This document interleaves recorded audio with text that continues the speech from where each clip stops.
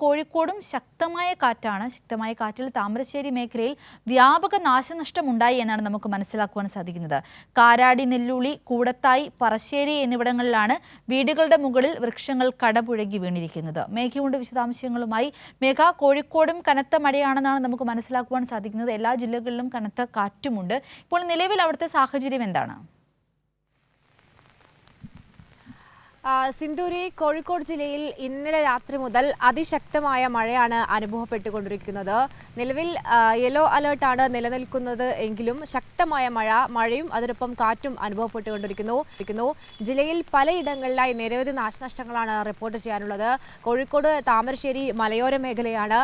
ഇവിടെ അതിശക്തമായ മഴയിലും കാറ്റിലും നിരവധി മരങ്ങൾ കടപുഴകി വീണ സാഹചര്യമുണ്ട്. താമരശ്ശേരി കാരാടി നെല്ലുളി ഹനീഫയുടെ വീട്ടിൽ നിർത്തിയിട്ട പിക്കപ്പ് വാനിന് മുകളിൽ മരം കടപുഴകി വീണ് പിക്കപ്പ് വാൻ പൂർണ്ണമായും നശിക്കുന്ന സാഹചര്യമുണ്ടായിട്ടുണ്ട്.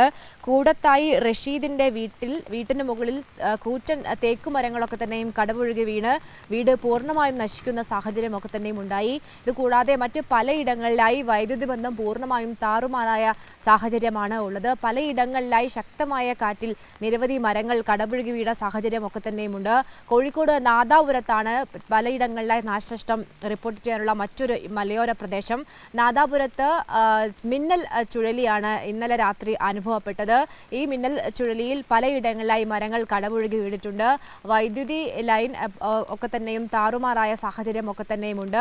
മറ്റ് നാശനഷ്ടങ്ങൾ ഒന്നും തന്നെയും റിപ്പോർട്ട് ചെയ്യാനില്ല. പക്ഷേ പലയിടങ്ങളിലായി പല തരത്തിലുള്ള നാശനഷ്ടം മരങ്ങൾ കടപുഴകി വീട് ഉണ്ടായിട്ടുണ്ട്. പക്ഷേ ഏതെങ്കിലും ആളുകൾക്കോ മറ്റു പരിക്കില്ല എന്നത് വലിയ ആശ്വാസം നൽകുന്നു. കോഴിക്കോട് ജില്ലയിൽ ഇടവിട്ട് ശക്തമായ മഴ പെയ്യുന്ന സാഹചര്യമാണ് ഉള്ളത്. ഈ നദികളിലൊക്കെ തന്നെയും ജലനിരപ്പ് ഉയരുന്നു. ചാലിയാറിലും ഇരുവഴിഞ്ഞിപ്പുഴയിലൊക്കെ തന്നെയും ജലനിരപ്പ് ഉയരുന്ന സാഹചര്യമാണ് ഉള്ളത്.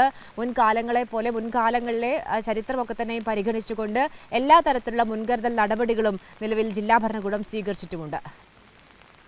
അതെ, വ്യക്തമാണ് മേഘ. എന്തായാലും എല്ലാ ജില്ലകളിൽ നിന്നും നമുക്ക് ലഭ്യമാകുന്ന വിവരത്തിന്റെ അടിസ്ഥാനത്തിൽ മഴ കനത്തുകൊണ്ടിരിക്കുകയാണ്. ശക്തമായ കാറ്റുമുണ്ട്. അപ്പോൾ എന്തായാലും പൊതുസമൂഹം, പ്രേക്ഷകർ എല്ലാവരും തന്നെ വളരെയധികം ശ്രദ്ധിക്കുക.